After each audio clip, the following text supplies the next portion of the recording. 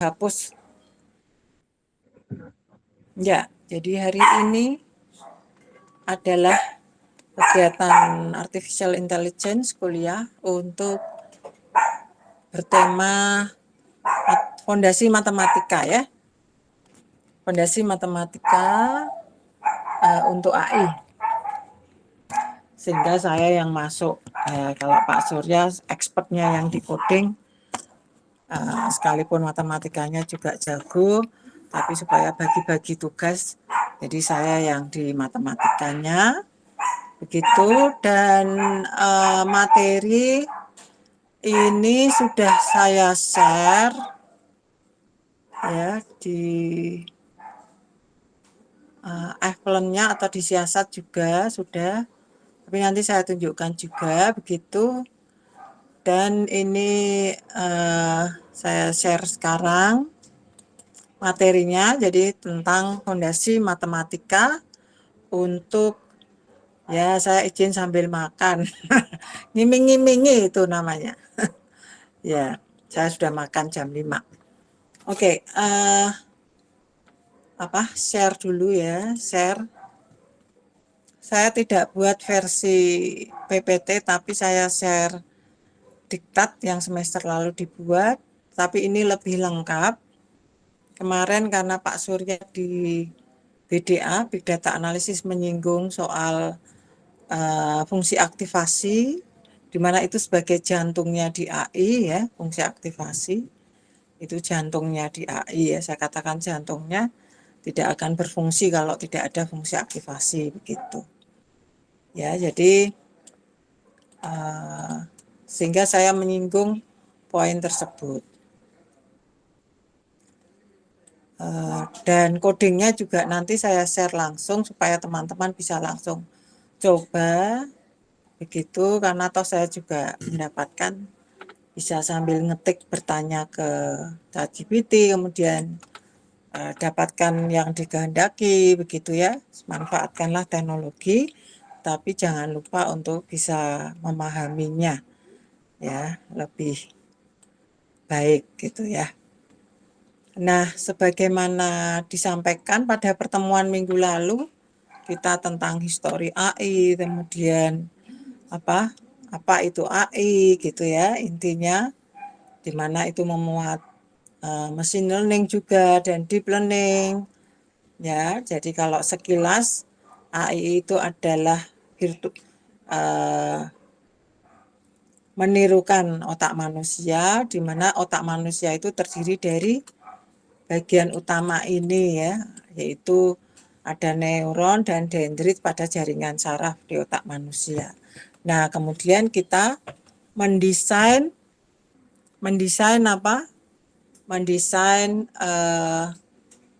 arsitektur yang menirukan otak manusia, di mana kompleksitas otak manusia itu digambarkan dengan berbagai fungsi yang menghubungkan antara informasi yang diterima oleh otak dan informasi yang diharapkan yang muncul dari otak gitu ya. Nah, itu idenya di situ, sehingga kenapa banyak algoritma yang luar biasa kompleks ya.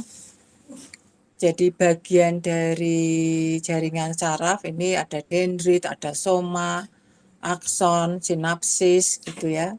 Dendrit menerima sinyal dari neuron lain, soma memproses informasi, akson mengirimkan output dari neuron, sinapsis itu titik koneksi ke neuron lain ya. Kemudian jaringan saraf ini dimodelkan, nah ini ya jantungnya. Jaringan saraf ini dimodelkan dalam kombinasi linier dari input dengan bobot yang dicari. Nah, ini jantungnya. Ya. Sementara ini masih kombinasi linier ya dari input dengan bobot yang dicari.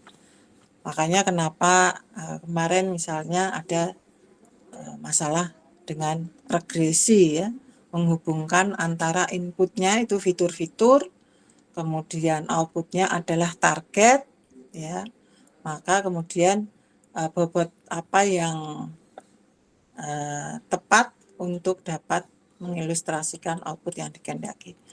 Ya, ini contoh ilustrasi alur kerja saraf. Banyak sekali di internet ya, teman-teman. Ini saya tinggal cut and paste juga dari internet bahwa kita punya informasi dari input neuron, kemudian kompleksitas dari jaringan saraf di otak kita itu digambarkan dengan berbagai hidden layers atau di sini hidden neurons begitu ya, untuk menghubungkan antara informasi yang diperoleh sampai untuk mendapatkan output yang dikehendaki.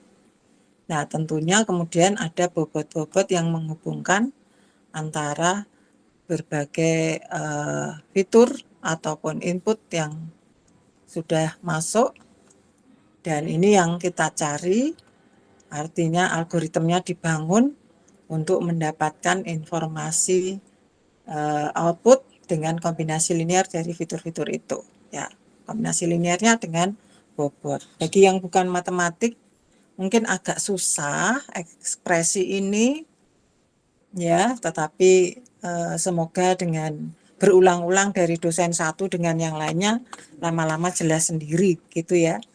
Jadi biasanya kita fiturnya kita simbolkan dengan X1.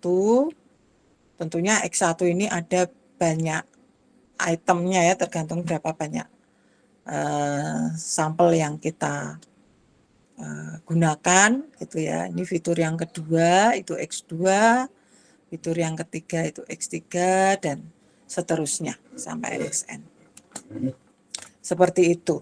Dan kemudian yang kita peroleh adalah dalam bentuk kombinasi linear ini untuk membuat atau mendapatkan outputnya. Ya. Jadi dikatakan situasinya bervariasi, sehingga kenapa gambar ini mungkin masih terlalu sederhana kalau untuk kasus yang kompleks. Ya. Nanti di kuliah selanjutnya yaitu neural network, sekalipun itu tertulis pilihan ya, tetapi ternyata itu lanjutan sebagai dasar untuk deep learning, sementara deep learning lanjut adalah wajib, sehingga neural network yang pilihan ada tamu, mohon maaf ya, rame. Jadi neural network nantinya itu sebagai detail nanti untuk kuliah AI ini, teman-teman bisa tahu, oh gimana toh ngitung bobotnya, sekalipun nanti mungkin bisa disinggung, sehingga tidak terkejut untuk kuliah AI ya. Nanti di AI pun juga memuat mesin learning gitu ya, di AI ini, karena dia rumah besar dari berbagai algoritma di mesin learning, deep learning begitu ya. Jadi situasinya sangat bervariasi tergantung kasus, metode untuk mengelola input ya. Nah, ini juga misalnya ini saya beri untuk impresi saja dulu ya. Misalnya ada layer 1 ya, ini untuk biasanya yang memuat 4 neuron misalnya begitu ya. Dan kemudian ada layer 2, layer 3 begitu, dan layer 4 sebagai layer output. Berarti di sini ada 2 hidden layer. Jadi untuk apa ini tadi? Ya untuk mendapatkan akurasi dari informasi yang kita peroleh, kemudian kita olah di sini untuk output yang dikehendaki gitu ya. Semakin banyak nanti layernya, maka akan mungkin semakin detail atau bahkan kita sebut nanti overfitting gitu ya, kelebihan pendekatannya terlalu kompleks misalnya, padahal untuk hal yang sederhana. Atau sebaliknya, kalau terlalu sederhana sementara masalahnya kompleks, maka istilah pendekatan yang demikian nantinya disebut underfitting, jadi salah, kurang ya, kurang ketelitiannya kurang. Itu ada 2 kata kunci, yang satu underfitting, yang satu overfitting ya. Kemudian yang satunya apa? ya fit, cocok gitu ya. Nanti kita akan singgung di BDA juga untuk hal itu. Jadi bagaimana menunjukkan benar salahnya dari arsitektur yang kita gunakan, salah satunya dengan pernyataan tadi, ukuran overfitting, underfitting, ataupun pas. Ya, kemarin di BDA kita mendengar tentang loss function, di mana itu adalah selisih antara yang data dan yang pendekatan, gitu ya. Itu nanti juga kita singgung. Nah, yang ingin saya singgung sekarang adalah bagaimana matematika dari jaringan ini ya, arsitektur ini gitu. Ada fungsi yang digunakan untuk menunjukkan kerja dari informasi yang diolah ya, yaitu dengan namanya fungsi aktivasi, atau sederhananya menghubungkan antara input output, di situ ada Bragg layer, kemudian informasi itu bagaimana mengolahnya, yaitu dengan fungsi aktivasi. Nah, fungsi aktivasi ini kemudian didefinisikan apa saja gitu. Nah, kita akan pelajari hal itu di sini, khususnya untuk berbagai fungsi aktivasi yang umum digunakan. Nah, algoritma pertama di AI ya, awal mulanya itu disebut perseptron ya, oleh Frank Rosenblatt. Jadi sebelum kita masuk ke fungsi aktivasi, kita perlu cara kerjanya oleh salah satu algoritma yang dibangun Frank Rosenblatt ini 1958 ya. Nah, ini dia membangun jaringan saraf yang paling sederhana.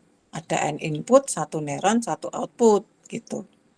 Ya, itu jumlah fitur dari kumpulan data kita, kemudian melewati proses melewati jaringan saraf ini sebagai yang disebut kemarin mungkin ada forward ya, propagation forward begitu ya, tidak ada propagation backward. Di sini perseptron itu menggunakan propagation forward. Jadi kalau dari input maju lagi untuk mendapatkan pengolahan data tersebut dengan fungsi aktivasi yang nanti kita definisikan selanjutnya, kemudian untuk dapatkan output ya. So tadi dikatakan bahwa untuk mendapatkan output yang dikehendaki ada bobot ya. Ini gimana cara membangunnya bobot itu gitu ya, nanti ada macam-macam caranya. Nah, kita masuk cara yang paling sederhana ya, dengan mengingat regresi linier gitu ya. Karena tadi ada istilah kombinasi linier, jadi seolah seperti konstruksi regresi linier gitu ya. Seolahnya begitu, padahal untuk kepentingannya bisa untuk klasifikasi begitu ya. Nah, nanti kita akan bahas untuk klasifikasi. Kenapa ada muncul berbagai metode klasifikasi? Karena datanya kompleks, karena big data ya, karena big data itu artinya data yang terdiri dari salah satunya adalah karena strukturnya yang heterogen ya, ada yang teks, ada yang numerik, ada yang suara, ada yang gambar begitu, sehingga perlu ada klasifikasi atau clustering begitu ya. Nah, metode-metode itu kemudian dibangun. Nah, kita akan masuk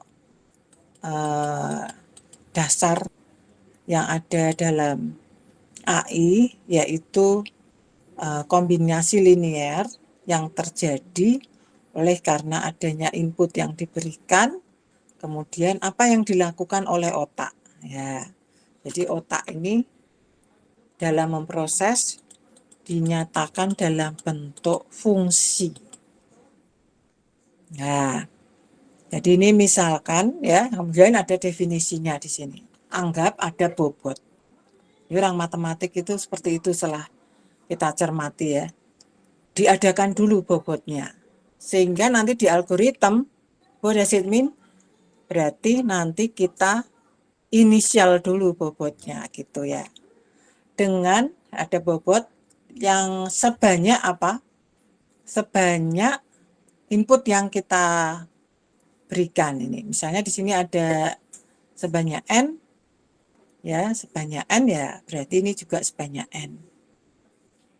Dan harapan kita output itu kan harusnya apa? Yaitu kombinasi linear ini sebutlah namanya Y itu ya supaya gampang ya. Sebutlah Y. Harapannya si Y ini tepat dengan Y harapan yang disediakan. Artinya apa? Kita tahu bahwa misalnya kalau itu tentang klasifikasi, hasilnya nanti kalau untuk menduga ya harusnya sama dengan data yang atau label dari klasifikasi tadi. Ternyata tidak tepat. Sigma XIWI ini tidak tepat ya, tidak tepat. Sehingga perlu ada bias untuk mengakomodir ketidaktepatannya. Jadi informasi yang diterima itu kan seringkali tidak tepat ya. Kalau manusia juga begitu, filosofinya juga gitu. Termasuk ketika kita kuliah, informasi yang diterima mahasiswa tidak 100% seperti yang saya harapkan gitu. Jadi ada bias di sini. Hingga ada variabel skalar bias B, sehingga ada fungsi aktivasi sigma ya, sigma, sehingga sigma ini nantinya akan kemudian memetakan hasil kombinasi ini ya sebagai hasil output yang kita kehendaki. Nah, itu ya si F. Kalau di mana? Matematika biasa.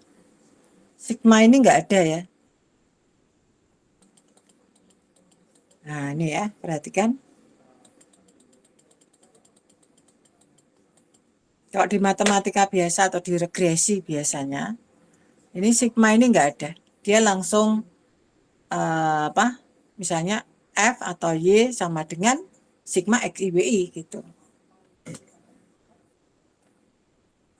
Kalaupun ada biasnya ya Y sama dengan sigma XIWI plus bias. Atau kemarin di kuliahnya Pak Surya ada beta 0. Beta 0 ditambah sigma XI beta 1 tambah X1 beta 1 X2 beta 2 dan seterusnya. Itu regresi ya. Ya, dari di sini ada fungsi aktivasi yang akan menerjemahkan hasil kombinasi ini. Nah, gitu. Nah, sehingga fungsi aktivasi ini kemudian didefinisikan secara matematis. Jadi nanti kita akan bicara beberapa fungsi aktivasi yang sering digunakan. Kemudian nanti kita akan coba pada kasus yang sederhana, klasifikasi biner, dan bagaimana fungsi aktivasi itu untuk kasus yang sama hasilnya. Yang kemudian nanti kita akan lihat di berbagai literatur, oh ternyata kenapa fungsi aktivasi yang sering digunakan ReLU misalnya. Ya, itu ya, itu contohnya. Nanti ada. Nah, sekarang kita kenalan notasi matematika dulu ya. Di sini anggaplah ada XIWI. Ini artinya apa? X1 kali W1 tambah X2 kali W2 tambah X3 kali W3 dan seterusnya sampai tambah Xn kali Wn. Secara matematika atau secara notasi matematika itu ditulis X ada panah di atas, dot, titik, ini titiknya agak tebal, besar ya.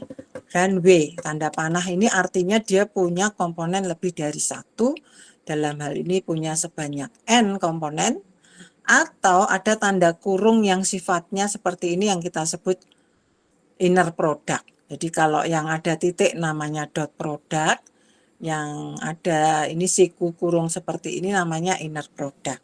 Pada kasus ini inner product dot product sama. Kenapa ada istilah dot product inner product? Karena sebelumnya yang kita kenal adalah perkalian skalar. Ya, skalar itu misalnya O3 kali 5, 6 kali 7 gitu ya. Tapi ini sekarang enggak. Ini ada per komponen wise, X1 kali W1, X2 kali W2. Nah, orang matematik harus memperkenalkan notasi tersebut supaya padat ya, kompak, in a single form. Jadi dalam bentuk tunggal dan harus universally noun. Jadi harus diketahui secara universal gitu ya. Dan ada juga perkalian skalar tapi hanya terhadap vektor. Misalnya apa toh? Apa namanya? Misalnya vektor apa 1 2 gitu ya, ada vektor 1 2. Jadi ke arah X1 kemudian ke arah Y adalah 2 satuan. Sekarang saya pengen vektor itu sepanjang 2 kalinya gitu kan ya. Berarti 2 kali 1 dengan 2 kali 2. Nah, jadi ada skalar dengan vektor, ada vektor dengan vektor yang hasilnya skalar. Jadi di sini adalah hasilnya skalar, a single value gitu ya. Jadi ini adalah tata tulis matematik.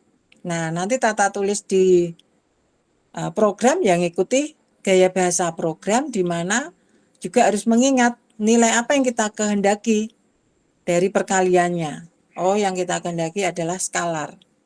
Skalar itu single value ya. Kalau vektor lebih dari satu. Jadi kenapa ada istilah vektor? Karena untuk menyatakan daftar bilangan yang lebih dari satu, gitu ya. Tapi harus disimbolkan hanya satu variabel.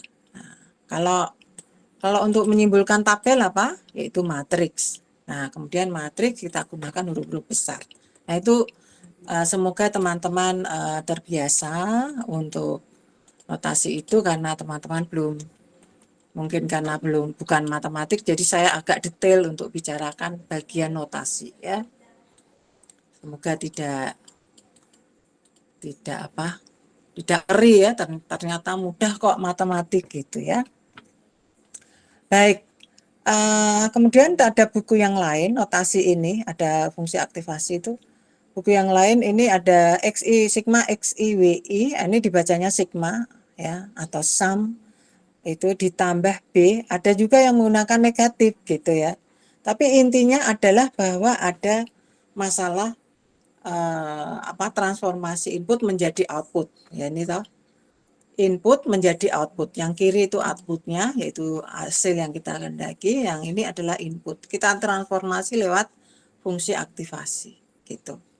Ya, dimana tentu ada masalah selisih, yang kemudian ada variabel bias di sini. Gitu kira-kira. Ya, tapi masuk dalam kombinasi ini ya. Itu untuk mengupdate kombinasi linear. Ya, yang kemudian digambarkan juga ada yang seperti ini ya secara artifisial, tetapi karena neuron ini ya ataupun ada kadang lebih dari satu nantinya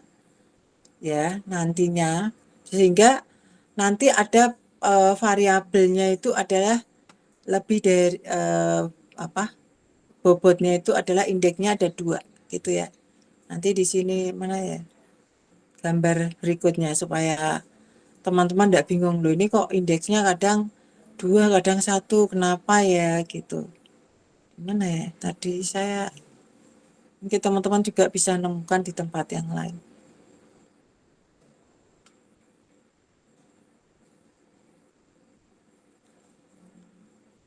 Mana toh gambar tadi, di gambar ada ya, tadi ini saya hanya pakai 1. Nah ini ya, nah ini bobotnya ini pakai indeks lebih dari yaitu 2 ya, karena seperti ini ya. Ya, tadi ini ada Misalnya ya, nantinya ya, ini nantinya saja, ini kita kenalan saja notasi, kok kenapa W tadi hanya 1 indeksnya, di sini kok 2. Ya, misalnya ada informasi A1 masuk pada neuron yang ke U1, tetapi kemudian terhubung dengan yang U5 ya, yang U5 begitu, sehingga ini adalah bobot keterkaitan antara U1 dan U5 adalah W51. Ya, lebih dari atau ada 2 indeks ini karena si U1 bisa terkait dengan U6. Ya, bisa terkait juga dengan U7 dan seterusnya. Sehingga indeksnya ini perlu dibuat menjadi 2. Ya, seperti itu ya. Semoga ya itu nanti ya, nantinya. Nah, kita untuk menyederhanakan pembicaraan kita masuk di perseptron itu adalah seperti ini. Ya, cara kerjanya ini ditulis panjang lebar. Tapi idenya yang penting adalah ini tadi ya, inisial bobot. Itu berarti menduga bobot. Kemudian kita buat tentunya kita perlu definisikan fungsi aktivasi ya di sini, dan juga mendefinisikan mulai iterasi pertama dulu ya untuk melakukan komputasi sigma XIWI setelah kita lakukan initial bobot. Tentunya ada juga input ya, input yang masuk begitu. Kemudian kita gunakan fungsi aktivasi, misalnya heaviside, relu, tan, sigmoid. Terus tadi saya 15 menit terakhir coba pakai softmax karena saya dengar softmax gitu ya. Jadi belum baca banyak terkait dengan apa sih keunggulan masing-masing, yang penting saya coba dulu gitu ya, idenya gitu. Nah, kemudian kita perbaiki bobotnya dengan menghitung kesalahannya prediksi. Perbedaan antara label aktual dan prediksi, lalu bobotnya diperbaiki lagi. Ya, diperbaiki, kemudian berhenti ya pada iterasi tertentu, atau kalau tidak ada lagi perubahan pada variabel bobot, atau nantinya bahkan ada yang namanya kita bahas tentang loss function itu. Tapi di sini nanti kita tidak akan detail ke sana ya. Nah, kita lihat ya, metode persubtran ini sebetulnya bekerja baik untuk masalah klasifikasi yang biner, yang linearly separable. Linearly separable itu maksudnya memang terklasifikasi biner secara jelas gitu aja mudahnya ya. Mungkin tidak banyak bias begitu ya. Misalnya kalau di kasus yang Denny itu, misalnya ada sarang burung walet, itu ada 7 klasifikasi. Ya, yaitu sarang burung walet dengan intensitas bulu berat dan paling akhir bulu ringan. Nah, di antaranya itu bisa jadi tidak linearly separable karena yang antara bulu berat sedang dengan bulu berat ringan itu tidak berbeda secara mudah ya. Nah, itu. Jadi pertama training dengan manual ya. Jadi itu yang menurut saya tidak linearly separable. Ya, ini untuk dibahasakan dalam bahasa sehari-hari, contohnya seperti itu. Jadi untuk kasus yang kompleks itu banyak bias, sehingga mungkin metode persubtron jelas tidak bagus, sehingga kenapa ada banyak algoritma yang berkembang, termasuk Denny membuat mobile net V2D ya. Tadinya dia pakai MobileNet V2, sekarang saya beri nama dengan MobileNet V2D ya. So jadi di penjelasan saya di tulisan di sini, perhatikan sejenak persamaan 1A 1B, yaitu persamaan tadi di sini dengan regresi linear berganda. Sehingga saya kemarin disinggung oleh Pak Surya tentang notasi regresi berganda ya. Nah, jadi ini di sini nggak ada fungsi sigmoid ya, tapi di sini kita gunakan fungsi sigmoid. Jadi tidak langsung hasil output, tapi ada hasil sigma IWI plus bias kita kenakan sebagai input pada fungsi aktivasi. Itu ya, sederhananya begitu.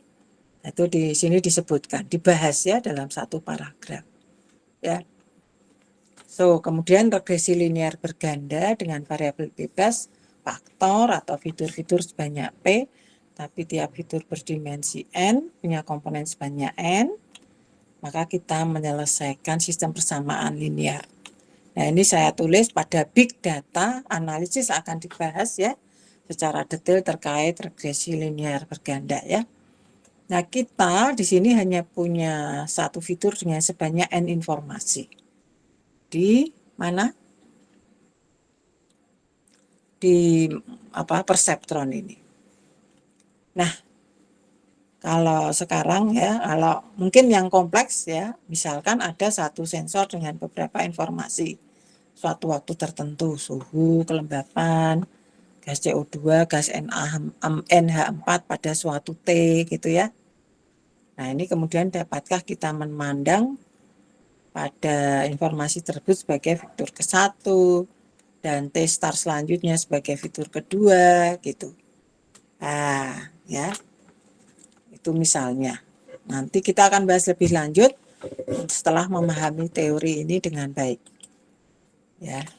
Contohnya kalau hanya satu fitur saja gitu, tetapi kemudian kita buat sebagai fitur ke-1, kedua untuk suatu periode waktu tertentu, itu ke-1, periode waktu berikutnya kedua gitu.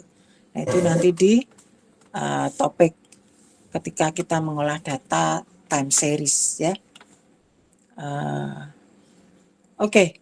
Nah, mari kita masuk ke fungsi aktivasi. Ini harusnya dikasih fungsi aktivasi. Ya, ini subjudul.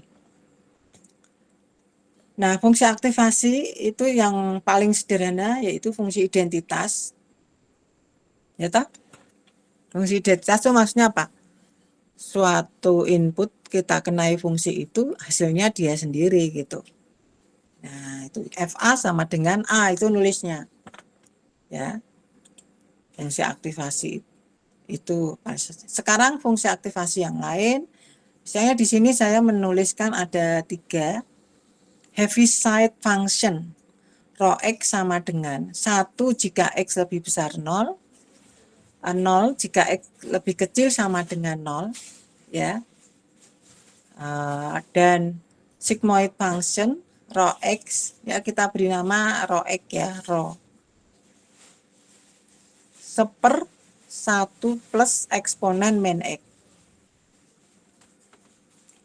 Rectifiable linear unit atau ReLU itu rho X adalah maksimum antara 0 dan X. Ya. Ini notasinya kurungnya pakai kurung cantik ya, bukan kurung lengkung. Ada maksudnya, yaitu maksimum di antara 2 itu. Ya, kalau ada X kita masukkan. Kalau dia bernilai X-nya bernilai misalnya negatif ya berarti kan 0 gitu ya, karena maksimum di antara 0 dan si X. Kalau nilai positif berarti si nilai dia yaitu si X gitu ya, fungsi sigmanya. Kembali ke fungsi yang pertama, Heaviside function itu maksudnya ketika inputnya bernilai positif yaitu si X, maka Heaviside memberi nilai 1. Ya, ketika bernilai negatif nilai 0. Nah, Sedangkan sigmoid di sini kita lihat ya, ketika X-nya 0, ini E itu bilangan Euler namanya.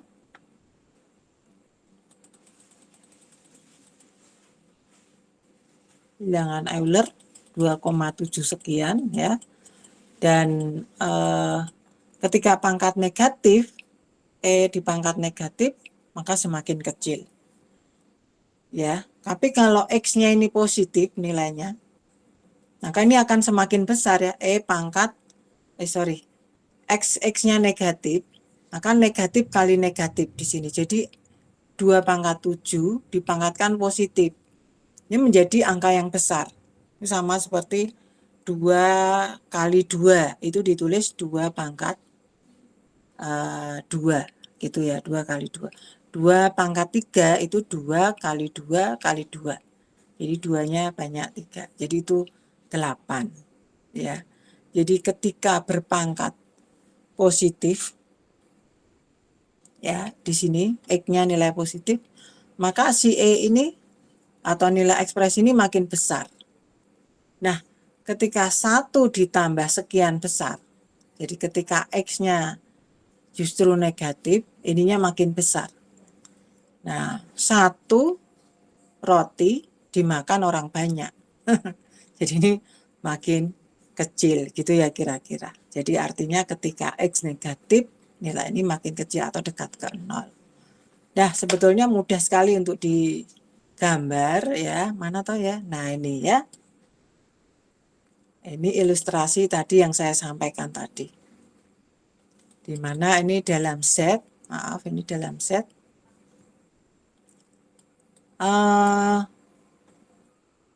Sigmoidnya mana nih? Oh ya udah ya. Nah, ini ya. Sigmoidnya ya. Ketika ini negatif, kita lihat ya. Ketika semakin negatif, bilangan yang semakin negatif sigmoid, itu maka semakin kecil tapi tetap positif ya, tetap dekat ke 0 lah, anggaplah. Tapi ketika bilangan Z-nya positif atau X-nya positif, di sini diekspresikan oleh Z ya. Ketika positif begitu, maka ini E pangkat semakin kecil gitu ya, karena pangkat negatif.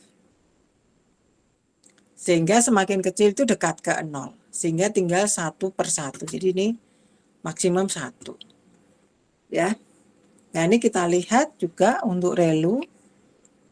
Ini dia nulisnya bukan orang matematik betulan ya. 0, Z. Ini dia pakai kurungnya halus gitu ya.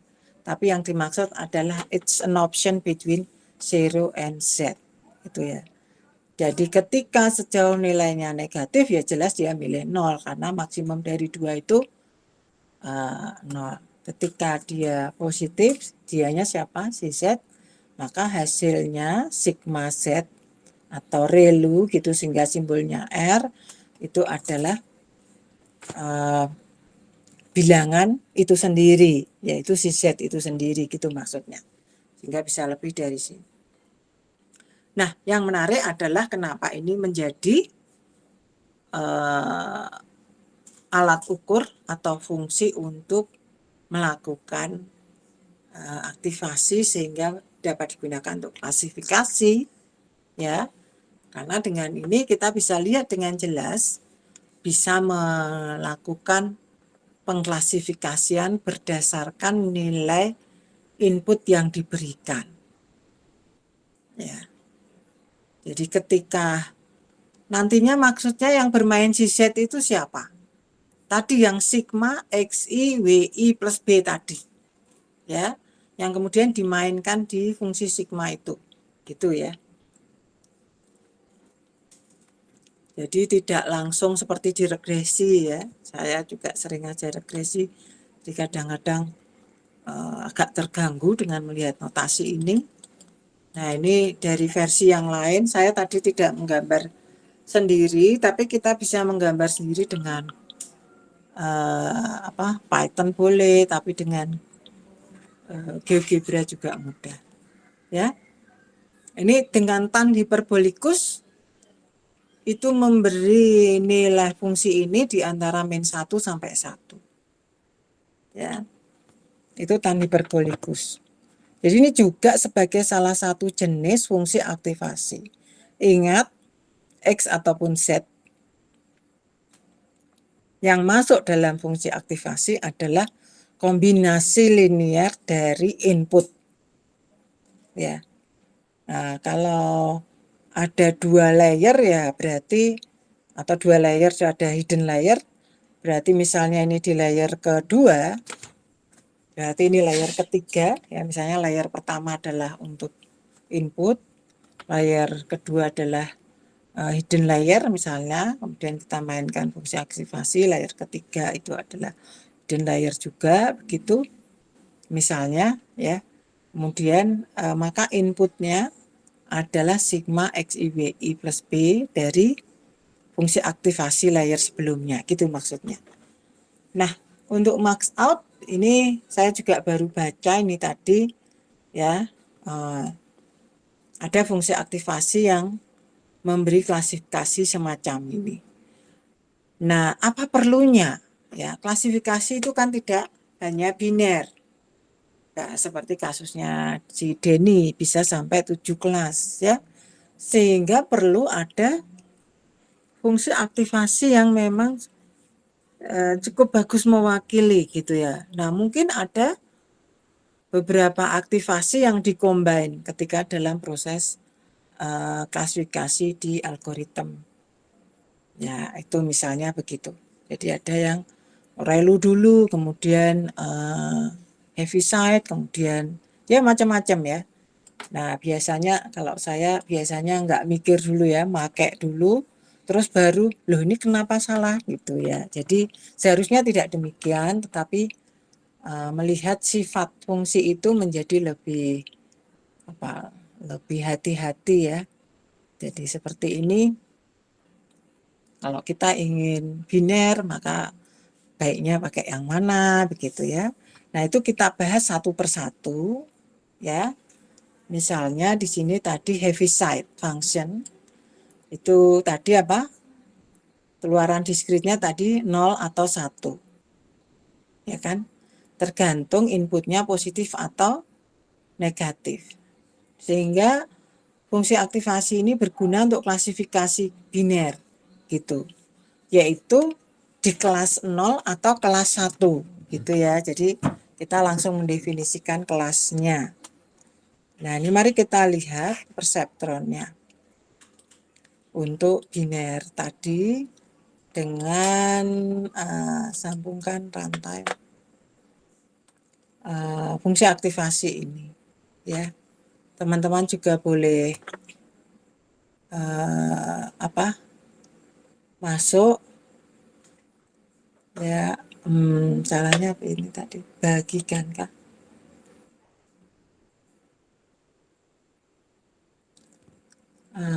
Siapa yang saja yang melihat pelihat salin link udah ya kayaknya ya di S2 ini saya taruh di situ, harusnya di sini ya yang ikut aja ya, nanti daripada mumet. Bu, saya izin sambil makan pakai apa Georgie? Oke, so ya ini adalah ya, ini menarik ya, sambil ngoding itu sambil belajar coding sambil untuk keperluannya aja gitu ya. Misalnya ketika kemarin Pak Yohanes ya, itu bagaimana membuat fungsi misalnya. Nah, ini contohnya. Heaviside ditulis dalam bentuk Python. Nah, ya. Kita beri nama heaviside, inputnya X. Return 1 if X lebih besar sama dengan 0, else 0. Ya.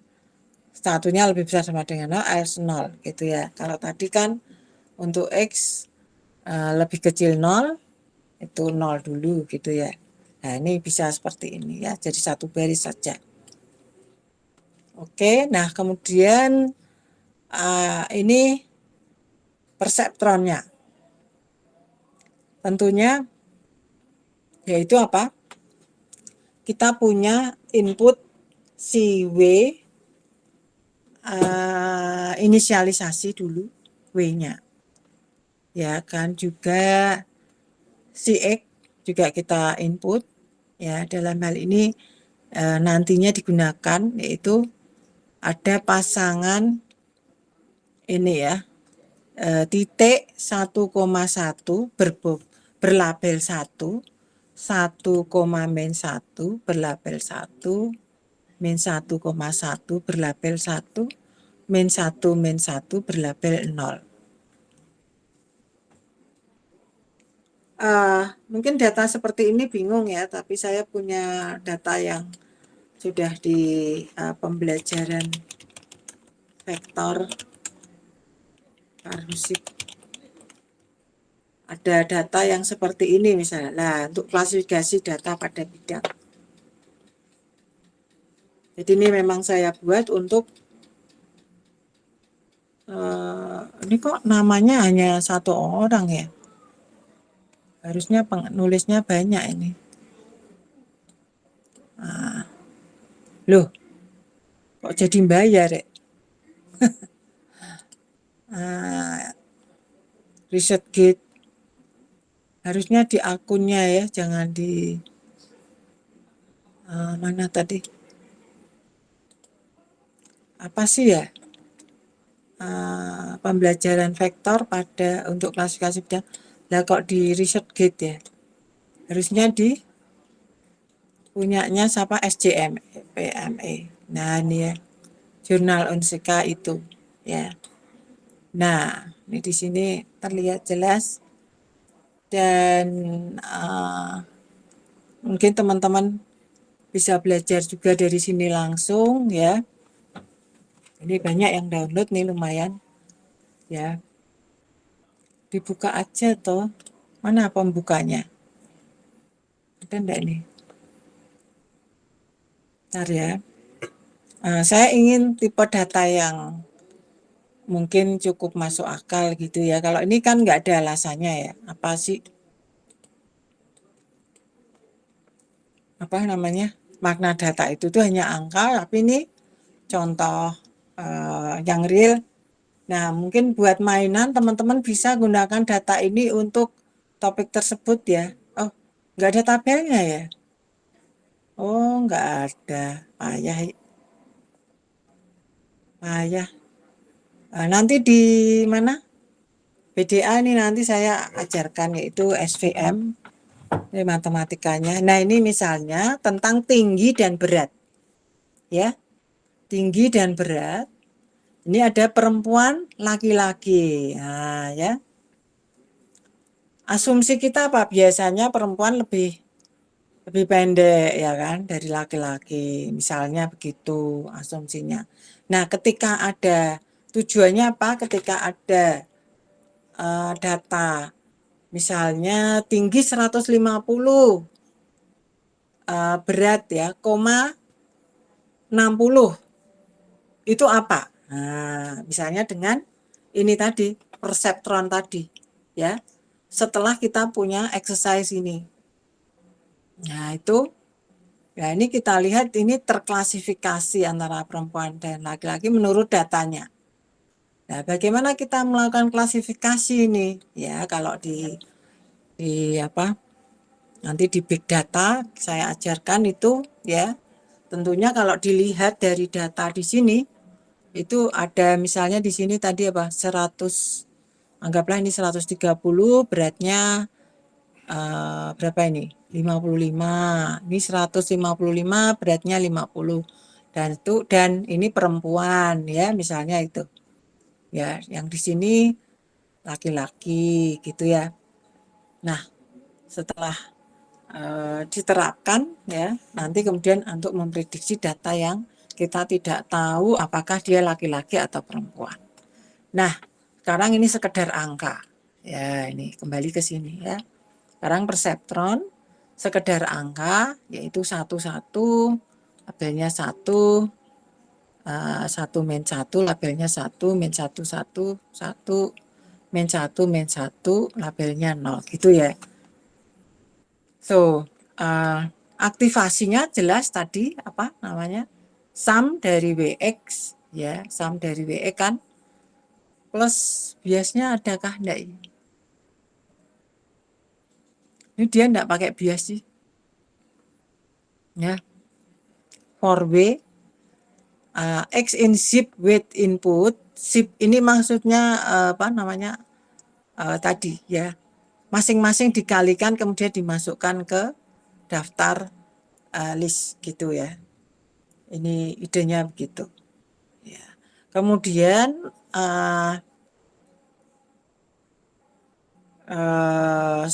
kita bentuk fungsi ya perseptronnya, yaitu dengan tadi ya inisialisasi tadi, tentunya yang pertama bobotnya 0 dengan data yang pertama supaya ini tercreate apa namanya vektor XIWI-nya maksudnya gitu ya, XIWI. Kemudian kita hitung ya ini, jadi ya maksudnya perkaliannya tadi tidak perlu apa namanya dihitung berulang kali ya, tapi ini langsung di sini ya pakai predik ini ya, predik ini sehingga langsung tinggal ditulis di sini. Nah, yang kemudian hasilnya itu diberi nama prediction, yang dicek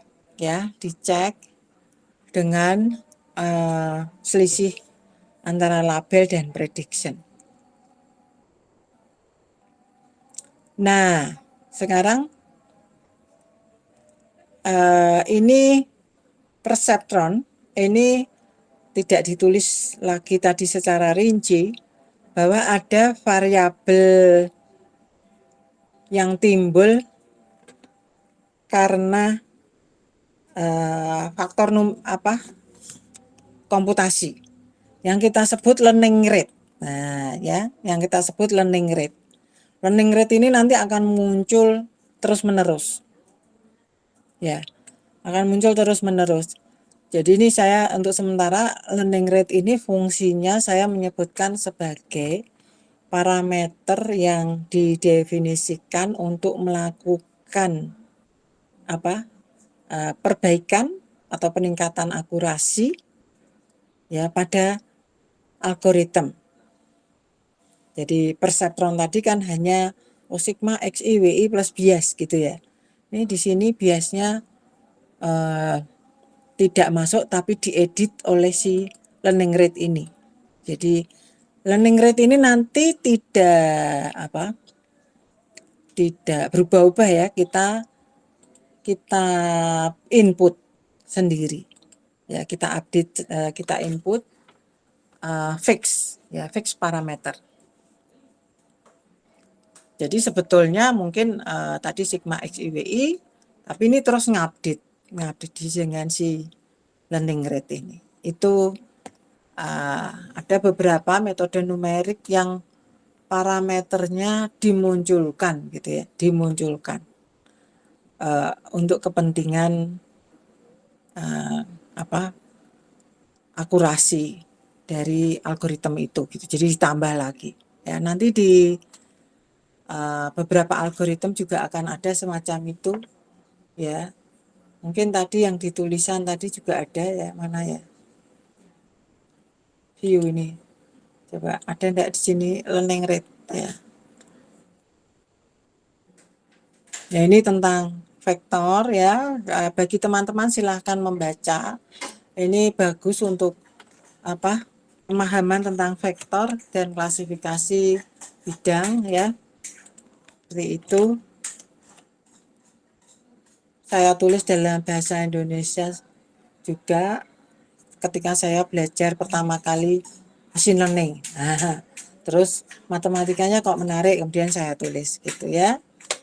Nah, ini semoga ada, saya pun nggak terlalu detail, tapi ini copy menerjemahkan yang saya bahasakan lebih mudah gitu ya dari buku yang ini di internet ada.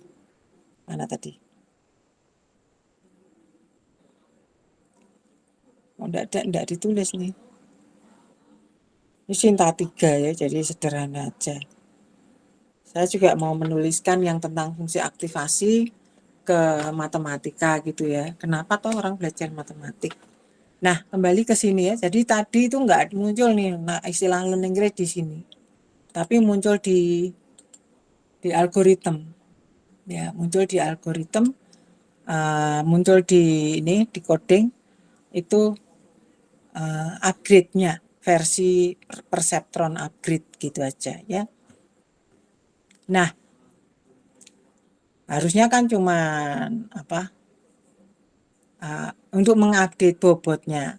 Idenya di sini untuk mengupdate bobotnya itu adalah dengan learning rate kali error dikali input I ya, ditambah weight yang sebelumnya. Tentunya gitu ya. Nah, ini ada plus sama dengan itu maksudnya adalah weight yang sebelumnya tambahkan dengan ini menjadi weight yang baru gitu maksudnya. Oke. Semoga tidak masalah dengan notasi ini ya. Dan kita lihat ya untuk mendefinisikan fungsi ini biasa menuliskan seperti ini ya di Python. Ini inputnya di sini ya. Ini input ya, input dalam arti di luar fungsi kita perlu definisikan terlebih dahulu. Itu maksudnya. Ya. Sehingga ketika kita gunakan, jadi sekarang ini kita keluar dari definisi fungsinya, ya, kita keluar yaitu dengan mendaftar data trainingnya. Data trainingnya ini, kemudian tadi ya, di sini tadi ada pelatihan ya, ada iterasi, mana tadi, perseptron, nah ini ya, nah ini, lu pelatihan itu, untuk setiap iterasi langkah-langkahnya adalah ini, ya toh, nah itu, nah iterasi di sini menurut tata bahasa data science atau machine learning atau AI itu menggunakan epoch gitu ya. Kalau di metode numerik mungkin teman-teman yang teknik itu terbiasa dengan kata iterasi ya. Tapi di sini kita pakai gunakan epoch. Jadi iterasi yang ke-1, looping yang ke-1 ya. Kita kerjakan ya apa, looping yang kedua kerjakan lagi ini, looping yang ketiga sampai loop yang ke-100 gitu ya. Jadi pada saat learning rate 0,1 training data masuk, epochnya masuk, ini dikerjakan bagian train perseptron ini ya. Si 100 ini berfungsi sampai di mana? Berfungsinya ya di sini for epoch in range epoch pakai S. Ini pakai S ini yang masukkan ya. Nah, ini dari kalau apa namanya bahasa yang lain kan I sama dengan 1 to N gitu ya. Nah itu ngomongnya ngomongnya di sini ya. I dari 1 sampai N, N-nya epoch S. Ya, gitu ya. Biasanya begitu. Dan kemudian ketika dalam looping itu kita buat indent ya. Indennya penting di sini. Begitu fungsi juga harus pakai indent. Ya, kalau tidak pakai indent dia protes ya. Gitu ya. Lain dengan bahasa yang lain. Justru kalau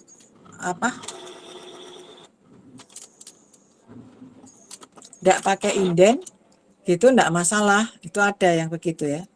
Ini indent ini penting. Indent itu apa? Menjorok ke dalam gitu ya.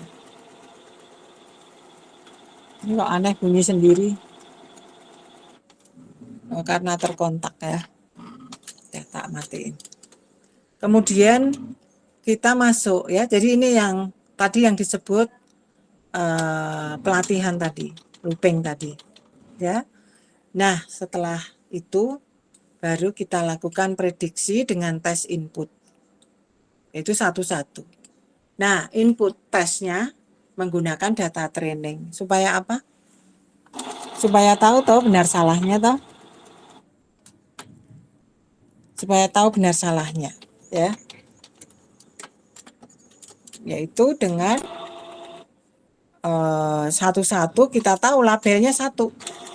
Nah, kemudian kita hitung prediction, ya. Ini adalah prediction, itu adalah fungsi yang tadi untuk predik tadi.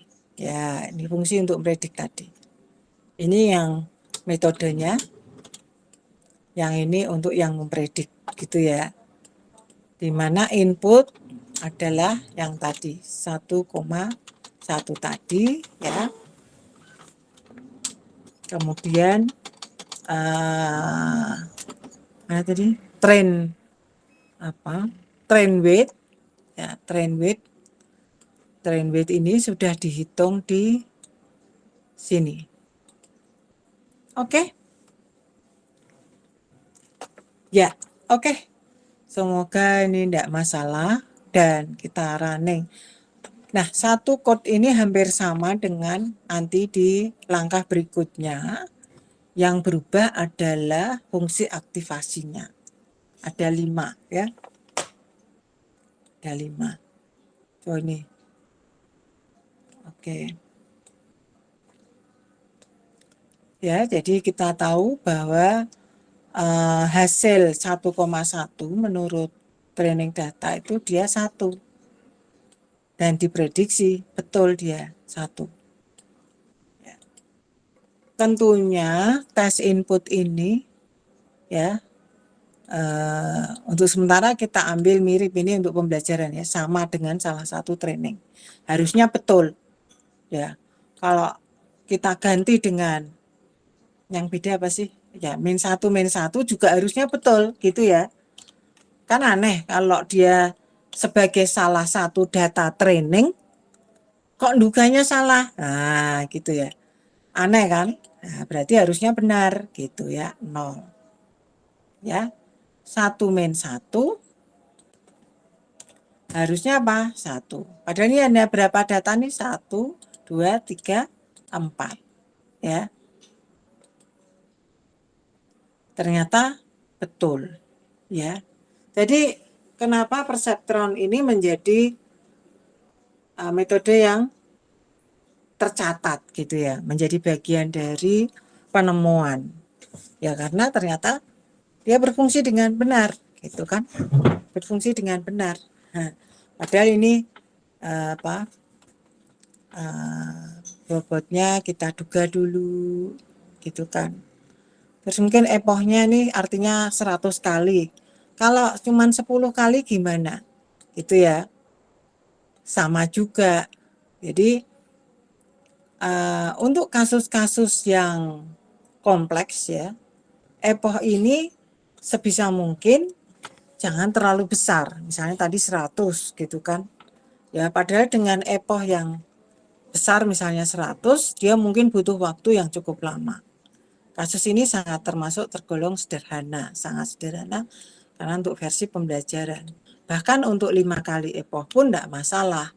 Tetap 1-1 adalah 1. Nah ya, begitu. Jadi jangan sampai kita menggunakan terlalu banyak atau bahkan terlalu sedikit. Ya, nanti itu tadi kalau epohnya terlalu banyak bisa jadi overfitting. Itu. Kalau terlalu sedikit bisa jadi underfitting. So sekarang mari kita manfaatkan relu, ya berarti tinggal ganti apanya? Relunya, fungsinya aja selesai. Ya. Ini kita lihat sama ini. Cuman aktivasinya return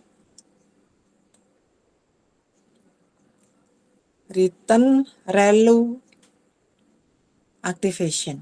Jadi kalau membuat coding yang bagus adalah ketika untuk kepentingan yang sama, strukturnya juga harus sama gitu. Hanya beda fungsi, ya ini fungsinya aja yang bagian fungsi yang aktivasi yang diganti. Yang berikutnya ini. Ya mungkin ini masih belum bagus juga ya. Kenapa itu? Jadi kalau ganti fungsi aktivasi, ditulis aktivasinya ganti. Nah, kalau bisa ini nama fungsi aktivasinya semacam variabel aja nantinya gitu ya. Tapi untuk sementara biar jelas gini aja. Jadi di dalam fungsi kita harus ngetik lagi kan ini berarti. Mau saya tidak ya toh.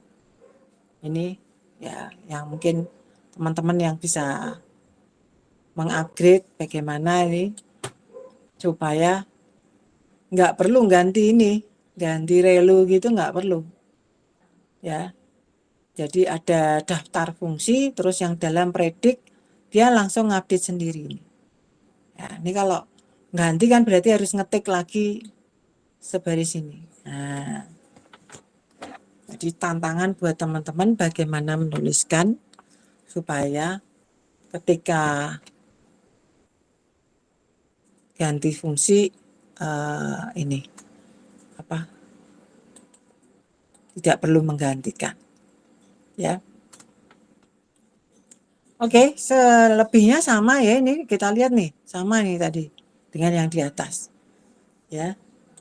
Ini juga sama ya, 1,1 dan kita running hasilnya 0,9999 sekian.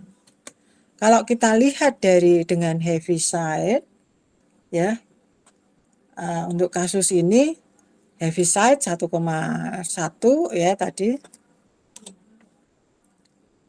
dia 100% benar ya. Kalau ReLU dia 0, ya 0,0001 salah ya, karena ada 0,99999 hasilnya. Jadi kalau diselisihkan labelnya itu tadi dengan dia hasilnya 0,0001 ya, atau kalau perlu ini ya gitu ya. So kita juga bisa kerjakan untuk fungsi yang lain. Jadi untuk sementara kita tidak perlu melihat karakteristik fungsi aktivasi, tapi kita ingin bagaimana pengaruh fungsi aktivasi itu terhadap data ya. Misalnya tan hiperbolikus ya. Fungsi tangen hiperbolikus mungkin cukup menarik untuk mempelajari ini karena waktu saya di matematik ya, misalnya S1 atau enggak di SMA ya, saya kira fungsi tan hiperbolikus entah SMA sekarang ya. Itu kita juga disuruh gambarnya gimana ya, pakai tangan yang kemudian kita juga nggak tahu apa gunanya. Nah, di sini ternyata berguna atau bermanfaat sebagai fungsi untuk aktivasi atau dibutuhkan di AI. Ya. Nah, ini secara sama hati-hati nih, kita menggunakan tangen hiperbolikus itu ada library yang disebut library mat ya. Artinya kalau manggil tangen hiperbolikus itu perlu library mat gitu, sehingga ada import mat ya. Bisa juga library NumPy SNP kemarin Pak Yohanes mungkin ada di situ tan hiperbolikus. Tapi karena ini spesifik mat ya udahlah mat ya. Misalnya sinus, kosinus gitu ya, sin, cos, eksponen. Nah, itu harus pakai mat misalnya. Ya. Nah, secara sama untuk yang lain ini sama persis nih. Tidak perlu saya jelaskan ya. Jadi sama. Dan yang menarik adalah dia nggak bagus sih 0,45 ya. Jadi tidak terklasifikasi dengan baik data 1,1.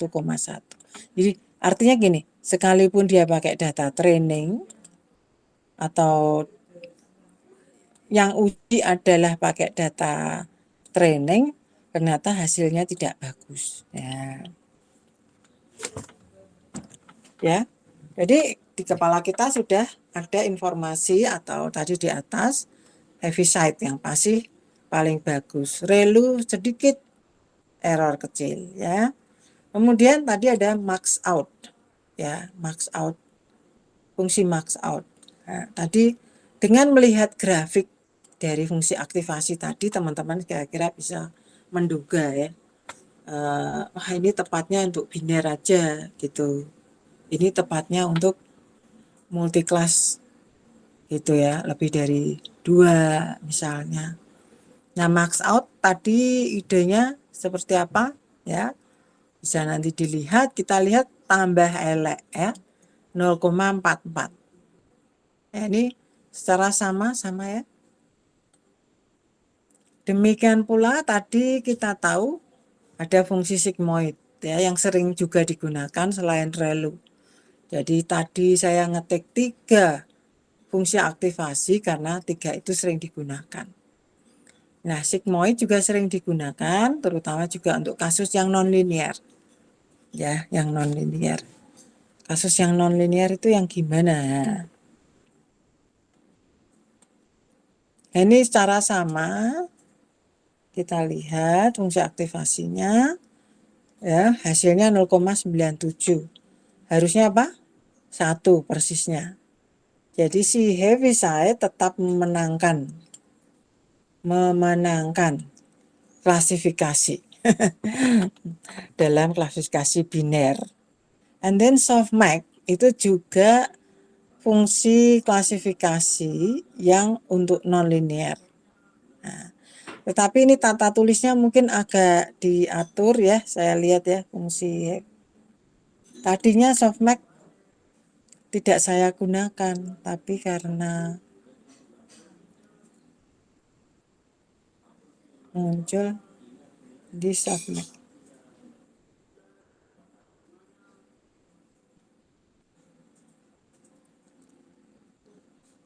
Softmax nggak ada. Saya tadi nulis ini dia.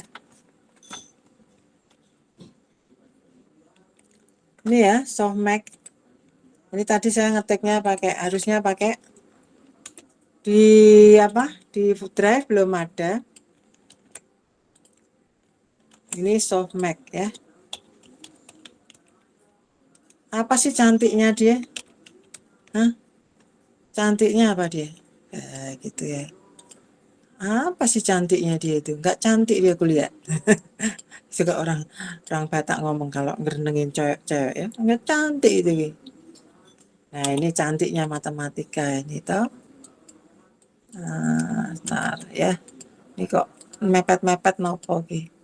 Atau kita nulisnya gini ya, softmax-nya ini kita lihat kalau versi matematik dia menjadi huruf matematik padahal dia tidak ditulis dalam matematik, tapi kemudian ini perlu di semacam ini ya. Nah, ini kalau ngetik matematik teman-teman yang tidak biasa mohon belajar Microsoft Equation ya.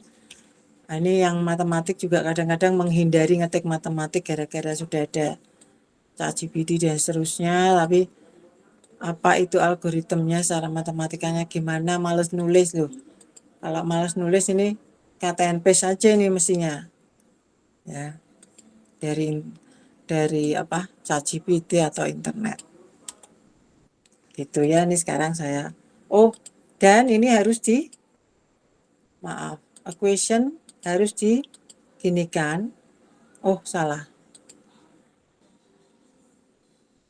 Gini kan ya, ini yang per dan bawah dan ini yang bawah di sini. Saya yakin kalau yang enggak matematik ini kewalahan ya, kecuali kalau memang dia senang ya. Senang itu artinya ya biarpun bukan orang matematik, maka dia belajar individual gitu ya, ZE. Yang ada indeks bawah itu situ. Nah, apa bedanya? Nih, fungsi softmax ini ya, kumpulan nilai numerik ini menjadi nilai probabilitas. Ya, itu si softmax. Jadi sering digunakan dalam klasifikasi multiklas untuk menghasilkan probabilitas untuk setiap kelas. Jadi kalau untuk kasus yang tadi, dia tidak menghasilkan kelasnya 1, tidak ya. Tapi di sini adalah yang muncul adalah nilai probabilitas harusnya. Ya, saya tadi belum mencermati. Prediksi untuk satu-satu. Nah, di mana? Prediksinya softmax NP dot input weight. Nah, ini rumusnya ya. Nah, ini perhatikan eksponen values ya. Dia menulis eksponen values untuk si suatu si X ya, yang bagian sama dengan ya. Karena kita mau menggunakan eksponen, maka ini pakai NP ya. Sehingga memanggil fungsi eksponen dengan NP. Ini enggak ada yang protes, Bu, kekecilan, Bu. Harusnya protes ya. Itu ya, di sini NP eksponen. Ya. Kemudian ekspresi apa? Eksponen Z pangkat Z yang ke J atau Z yang ke I ya. Ini di sini kenapa sih kok I dan J dibedakan? Ini maksudnya adalah ini kan untuk nilai per probabilitas per komponen ya, per komponen dari Z. Ini harusnya saya nulisnya bukan Z tebal tetapi Z pakai panah ya, karena di atas tadi vektornya adalah pakai panah gitu ya. Jadi tolong teman-teman kalau nanti reporting, kalau banyak ekspresi matematikanya jangan takut, upayakan ya menulis, karena nanti di paper itu pasti disuruh ya, sekalipun mungkin dari sistem informasi tidak ketemu. So ini kan idenya perlu panah nih gitu ya, perlu panah. Jadi di mana itu ini yang aksen-aksen ini. Nah itu ya itu ya, nih perlu panah. Nah tapi kan dia harusnya nggak tebal ya, nggak tebal gitu ya, karena dia sudah bahwa dia punya komponen vektor. Z ini punya komponen sudah ditandai dengan tanda panah. Softmax dari vektor Z, terus ini ya, tapi Z tapi yang ke I gitu ya. Softmax dari Z tapi yang ke I. Nah ini bisa yang ke I-nya boleh di ZI-nya ya, boleh. Atau di sini softmax yang ke I adalah komponen yang ke I. Kalau yang di bawah itu tadi adalah masing-masing komponen, yaitu Z tadi, kan punya komponen Z1, Z2, Z3 ya. Yang ke 1 maksudnya ya. Z yang kedua misalnya gitu. Jadi ini misalnya adalah Z yang ke 1. Ya, kita janjian kalau nulis bisa dengan matematika, indeksnya bisa dengan ini ya, pakai di sini itu bisa. Jadi saya lebih suka nulisnya seperti ini ya. Ini teman-teman perlu belajar juga nulis ya. Jadi kenapa diminta untuk buat laporan-laporan supaya terbiasa menulis formal ya. Formal itu apa toh? Yaitu tata bahasa yang mengikuti kaidah ilmiah. Itu formal. Makanya matematika disebut bahasa formal. Z1 gitu ya. Koma. Perhatikan kalau Python itu indeksnya mulai dari 0. Jadi supaya menyesuaikan gitu, koma. Kemudian kalau saya mau dan seterusnya, orang matematika itu bilangnya dan seterusnya itu titik 3. Nah, terus koma ZN ya. Karena sebanyak N, anggaplah gitu. Dan karena saya janjian ya, kita janjian bahwa vektor itu ditulis dalam bentuk baris itu tanpa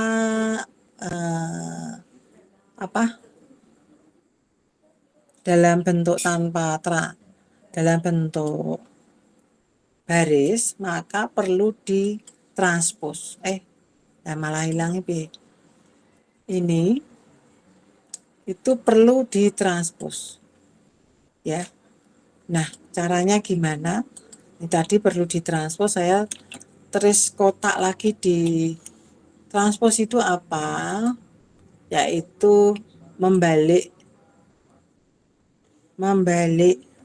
vektor yang tadinya baris menjadi kolom atau kolom jadi baris.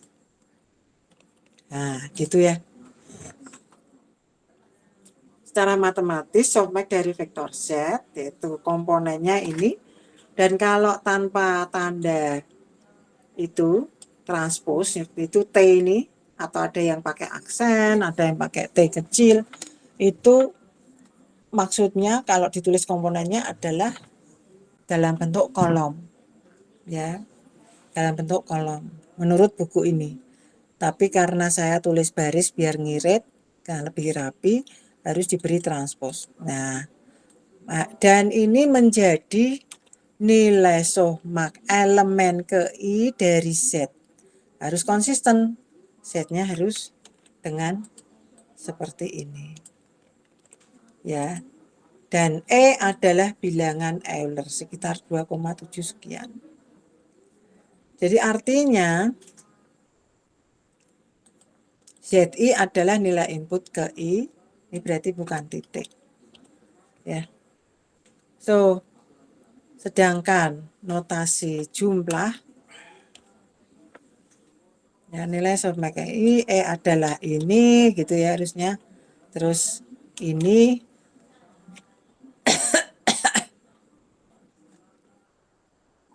adalah ini. Ya gitu ya. So, ini masing-masing seperti itu ya. Karena ini kan dikemas.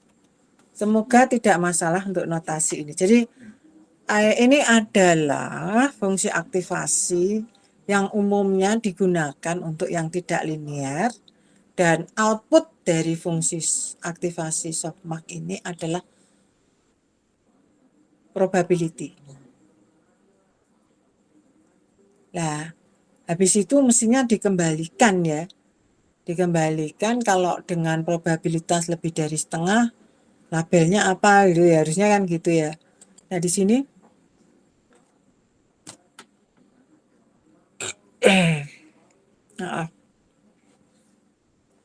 di sini memberikan nilai yang langsung tadi ya, eksponen value, NP sum, eksponen values gitu.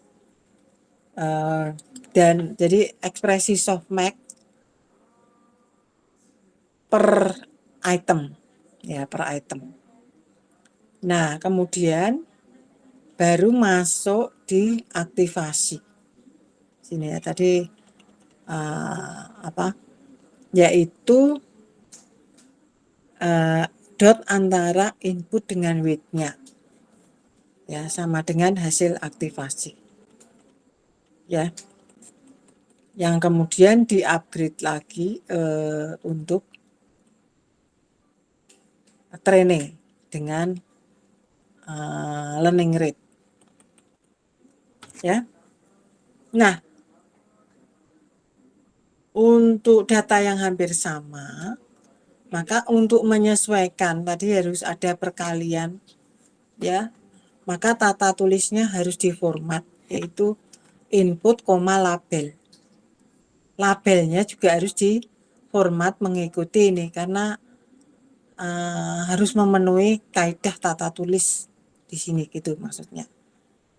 Ya. Sehingga ini labelnya juga perlu dalam versi perkalian. Ya gitu ya. Misalnya satu-satu itu bisa mengikuti kaidah tata tulis yang diinginkan, sehingga perlu diupdate gitu intinya ya. So selebihnya ini sama ya, sama. So mari kita lihat seperti ini. Jadi hasilnya juga bagus untuk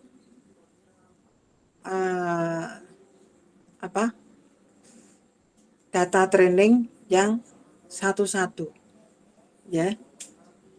Kalau epochnya 5 aja mungkin enggak, kalau EV saya tadi 5 apa berapa ya, mungkin apa enggak gitu ya, tetap sama, tidak pengaruh. Jadi hati-hati ya ketika melakukan training, epochnya perlu besar enggak sih gitu.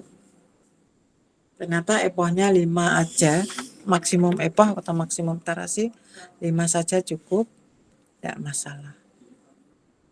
Ya, jadi kita bisa melihat mau 7:30 bahwa klasifikasi biner tadi sudah dilakukan dengan hasil olahan seperti ini yang kita koleksi ya berdasarkan fungsi aktivasi heaviside, ReLU, TAN, max out, sigmoid, dan softmax. Di mana max out itu paling buruk ataupun TAN ya. Ini kan hampir sama ya. Tentunya kalau yang disebut bagus itu kalau makin dekat ke label yang sesungguhnya. Ya toh? Yang makin dekat ke label yang sesungguhnya. Ini enggak makin dekat ya. Dan ini softmax karena didesain untuk tak linier, lebih umum ke tak linier, maka yang untuk linier seharusnya betul gitu. Itu ide pengembangan code seperti itu. Untuk sementara mahasiswa bisa mengoverview code-nya dulu ya. Dan silahkan berkomen terhadap diskusi ini supaya bukan saya saja yang bicara. Saya update di sini ya. Begitu upload. Nah, mungkin teman-teman bisa lihat fungsinya ini ya, atau kemudian googling sebentar, aktivasi yang lain, mengupdate code-nya, nambahkan dengan aktivasi apa yang mungkin belum saya sebut. Silahkan, atau ini 10 menit saja. Gitu ya. Jadi nambahkan aktivasi yang lain, silahkan dikerjakan di tempat sendiri, ditarik. Terus aktivasi yang lain apa? Gitu. Tadi saya katakan fungsi aktivasi bisa dirubah ya. Nah, sehingga bisa cek dari sini. Function images or whatever list atau apa. Nah, ini banyak nih. Tuh. Hyperthread sudah ya.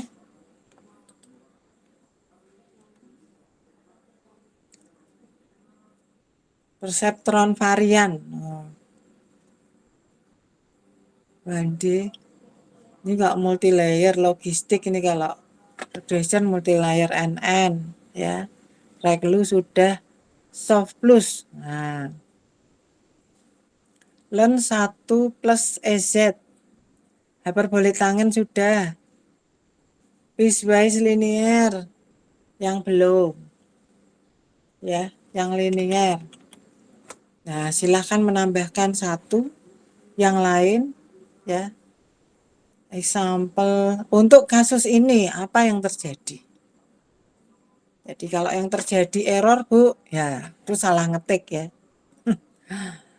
Jadi dicoba silahkan yang mana atau mungkin ada berbagai pengembangan yang lain ya untuk mengenali bagaimana cara kerja fungsi aktivasi tersebut. Saya kira jelas ya, sehingga saya break 10 menit untuk teman-teman bisa bermain code-nya. Begitu. Nah, kita lihat teman-teman punya, boleh tanya ChatGPT gitu, boleh silahkan ya supaya cepat, tapi harus paham untuk share di kelas ini supaya bukan hanya saya saja yang bicara ya. Silahkan saya stop dulu recording.